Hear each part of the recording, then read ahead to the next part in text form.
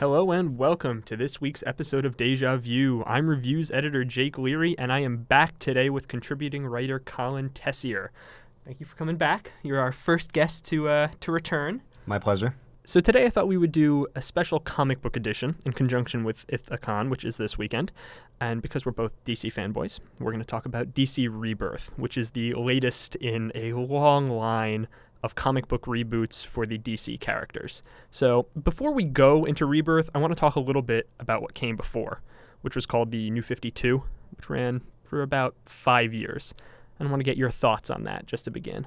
So the New 52 had a lot of problems, and I don't even know where to start. First of all, DC made a bunch of character changes that were really unnecessary. They completely changed some character appearances that were the classic looks. And those are small things compared to some of the other problems people had with the New 52 as a whole.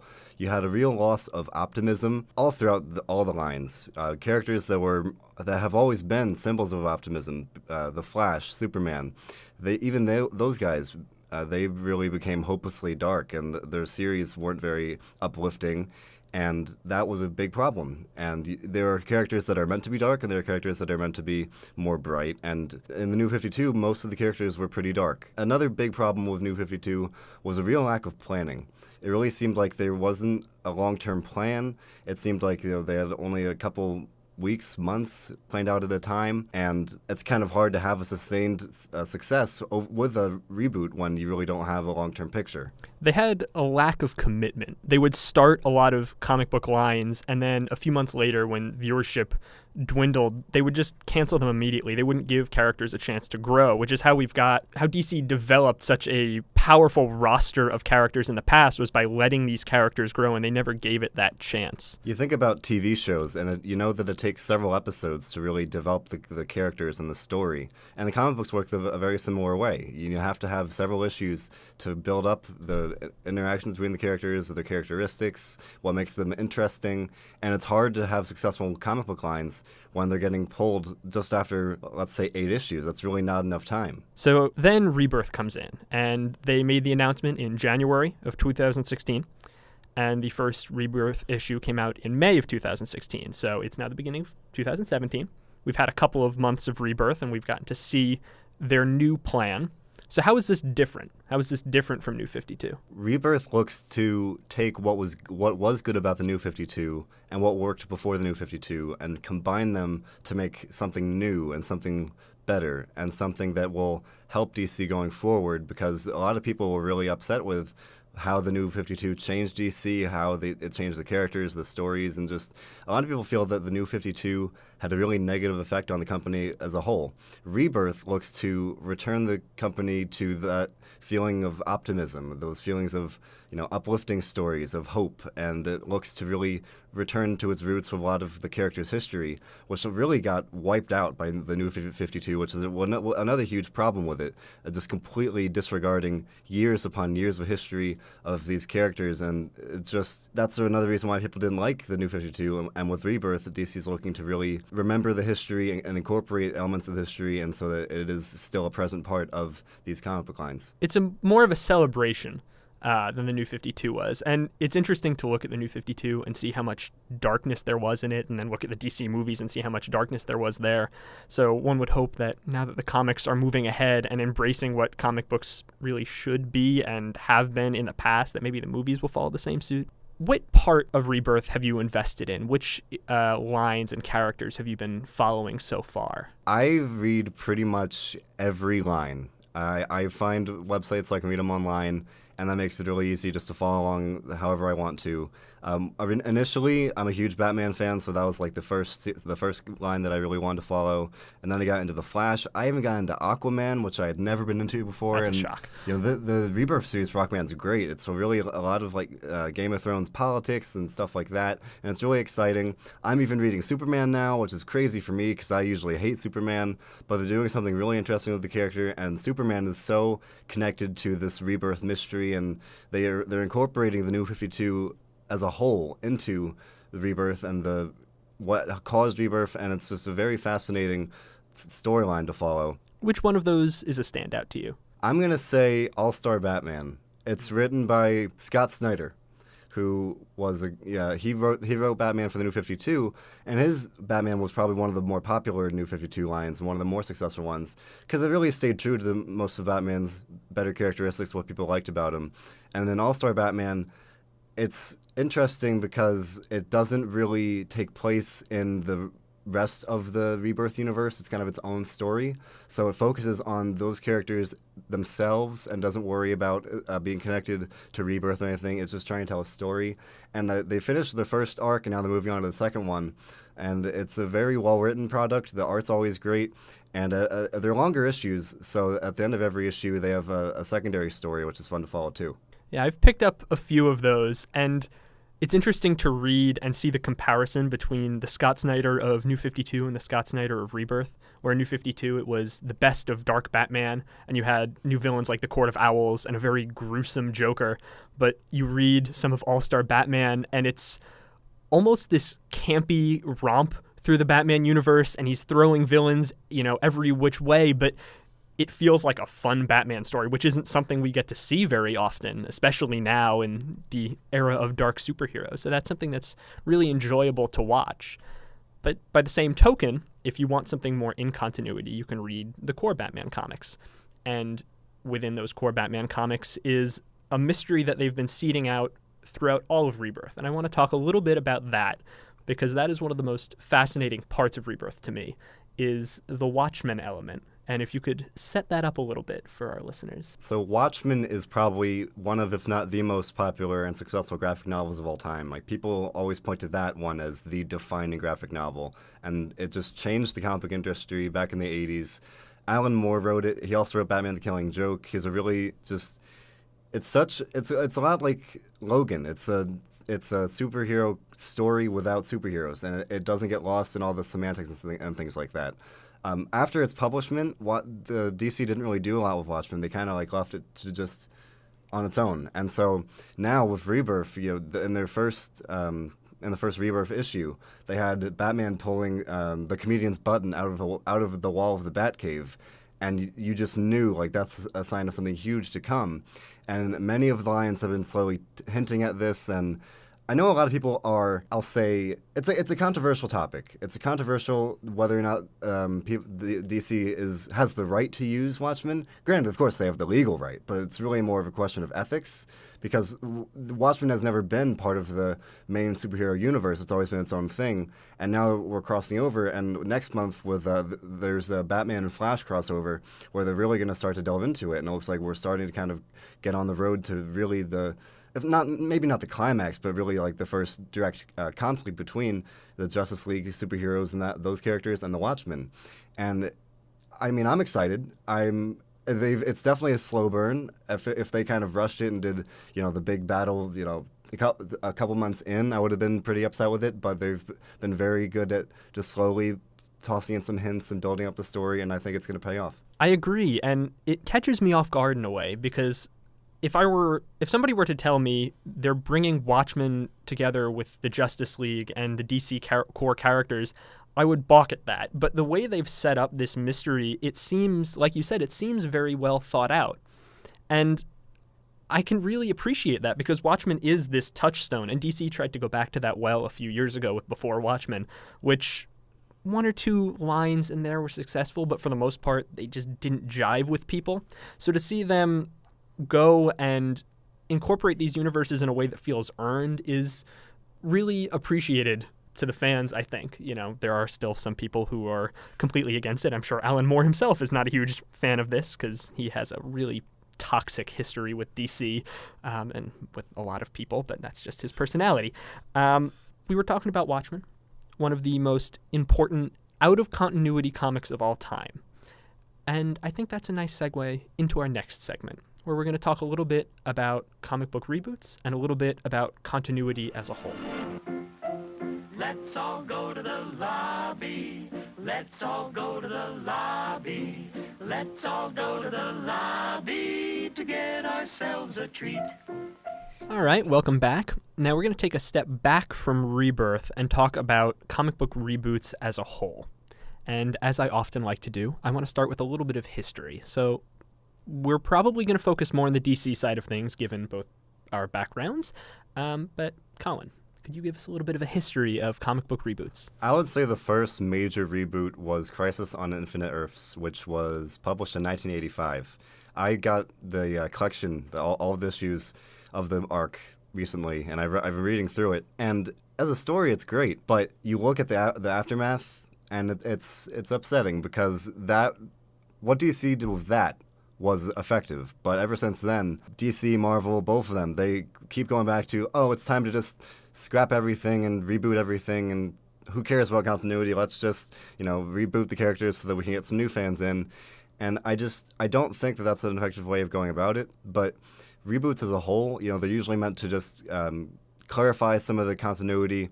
Both DC and Marvel have the multiverse, which can get pretty confusing. It's one of the most convoluted fictional plot devices ever, and that was what Infinite Crisis tried to do, or Crisis on Infinite Earths. Yes. Infinite Crisis is something else, yes, because comics are confusing. It's hard to have those reboots because of the multiverse, and that's why they really, or at least what's one of the reasons why they don't tend to work out. And it's hard to kind of take them seriously, too, because even with the New 52, people were saying, oh, it's just going to be 5 years, and especially with Rebirth, it was literally roughly 5 years after New 52, so now people are like, oh, is this going to last? And it looks like it will, but it's hard to really know that as it's happening. So if it's not for the fans, who are these reboots for? I would say that it's for new fans, casual fans, and I'll even go so far as to say the businessmen. They want to get new fans in, and they feel that by having those long periods of time without a reboot, that the casual fans will find it really hard to get invested because there's so much that they're missing. So casual fans will be much more likely to say, oh, look, it's Batman #1. And they'll be like, I can start here and not have to worry about what happened 5 months ago. So I would say it's definitely for new fans, as in people that are just picking up books. Casual fans, meaning people that don't follow comics that closely or intensely. And I would say it's really a financial and business motivated decision. It's about the money. And they think that's really what would be the best way to go about it. And, of course, I disagree, but I think that's really what it comes down to. It is, and it's unfortunate. And another big side of it is protecting continuity, which often gets so tangled up in itself that it becomes hard for even the most diehard fan to follow exactly what's happening. I'm personally a huge Batman fan, but I couldn't tell you some of the nonsense that goes on in those comics. I want to move a little bit into continuity because this is another very divisive topic in the comic book community. I personally don't think we need the rigid adherence to continuity that we have now, and I want to hear your thoughts on that. I don't think it needs to be rigid, but I think continuity does matter. I think that you really do need that continuous, history of the characters, having those references to the past, and having these longer histories of the characters, of the relationships. And I think without continuity, it makes it a lot harder to get invested in the comics, to get invested in the characters, and to care about them. And granted, yes, it does get very confusing sometimes because anytime a new writer comes along, they're apt to, do whatever they want, scrap whatever the previous writer did, and just go their own way. But I think it is important to keep the past in mind and to kind of use that and incorporate that into what you're writing now.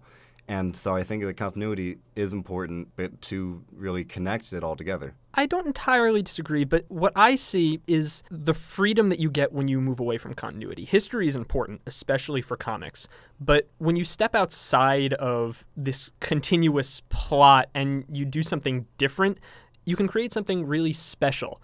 And some of the greatest comics that we've ever gotten as comic book fans have been outside of continuity. Now, this changes a little bit, but Watchmen is one of those comics. It was its own thing. It was its standalone thing. They didn't need to worry about adhering to years and years of comic book history. Granted, they were also creating new characters.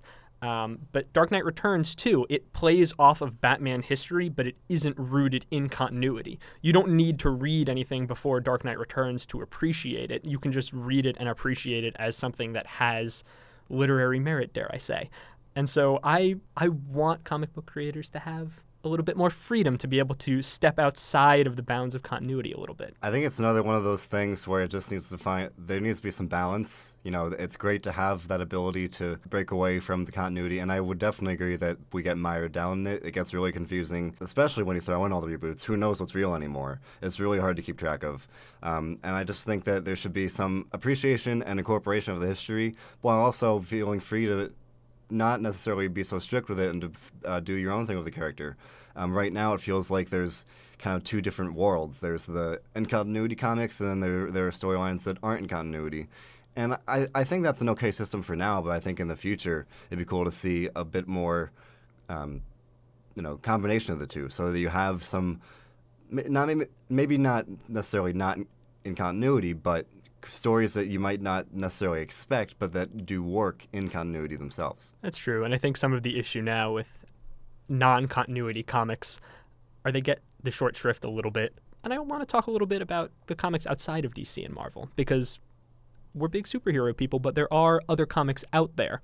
And publishers like Image, which I personally love to death, tell their own stories, create our own stories. That's their big push. And they don't necessarily have that grand continuity, but they're still able to tell stories. Do you see that model working? Do you think DC and Marvel could learn a thing or two from them? I think that it's a good way to be different from DC and Marvel. These are companies that can make their own stories, make their own characters, and they can kind of rely on how well the story's written, how well the characters resonate. And I think it's a good way to just stand on their own, and that company doesn't need the continuity because of that. It's hard for, I think DC kind of is trying to incorporate things like that. They've got Wildstorm, which came back recently, and it's a separate entity, if you will. Like, it's a different universe of characters and things that was popular back in the 80s and 90s, and they're bringing it back, and so that they're using these characters that are now completely out of not public perception, but the perception of comic book fans. So I think it would be wise of DC and Marvel to have comic lines based on characters that aren't your marquee superheroes, that aren't necessarily connected to them either, that are just that stand on their own, and that they're completely driven by the story. I think that would be a very good idea. And it's a shame because we used to have that. DC used to have Vertigo, which was the artsy, dark, weird, twisted corner of DC Comics where Alan Moore was writing Swamp Thing and Neil Gaiman was writing Sandman.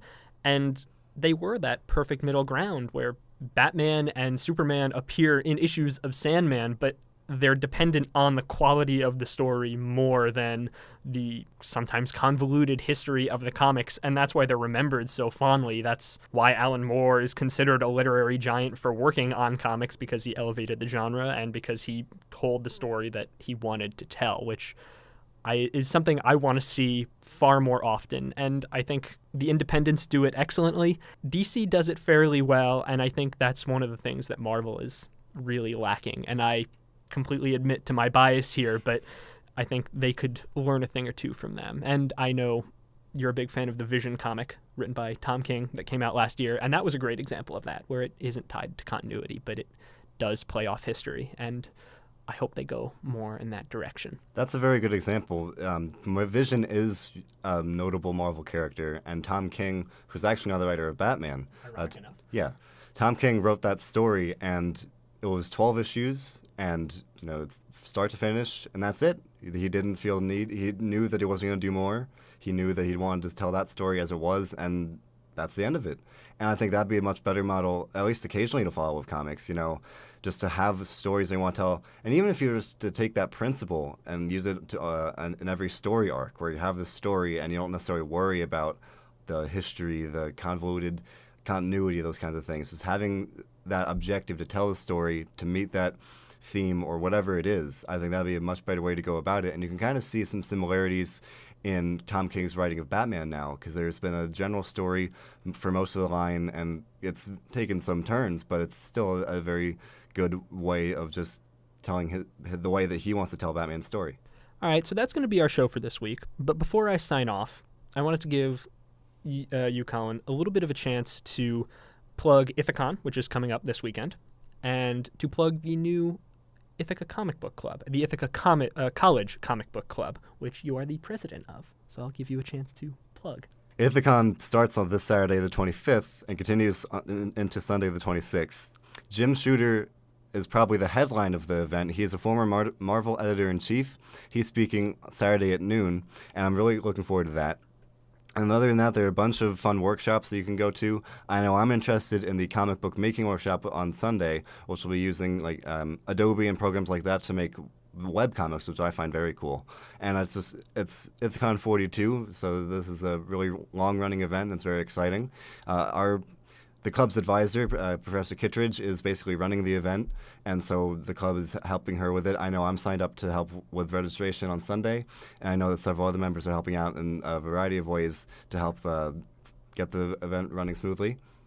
And overall, the club just recently became official, which is very exciting. We've been kind of unofficially running for about this entire school year now. And I'm the president and founder, so it feels really cool to have the club be recognized now.